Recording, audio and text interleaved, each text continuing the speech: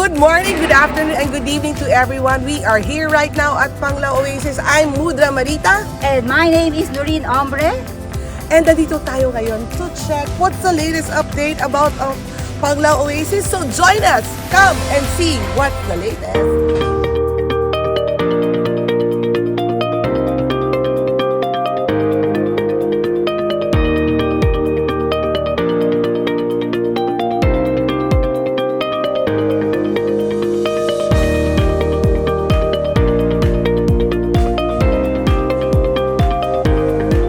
We are here at Building Alon and we're going to show you a 2-bedroom unit deliverable.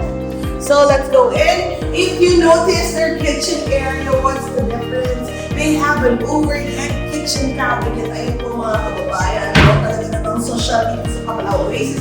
And take note, because of our methodology, no?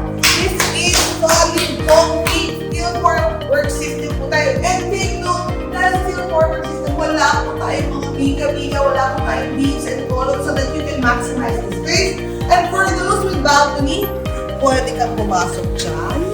Diba? May akin. And, dito ka na sa first bedroom natin. Ayan.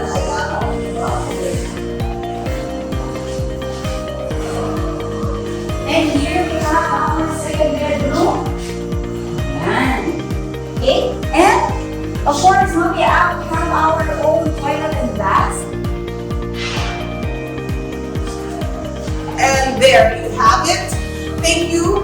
At tayo nakakita na lang isang deliverable, actual deliverable unit at Panglao Oasis.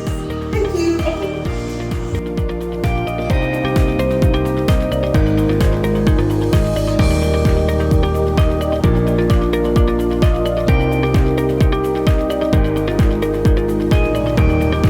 And there you have it, our latest update of Panglao Oasis. And so, congratulations sa ating mga investors and soon-to-be investors. Till our next project update.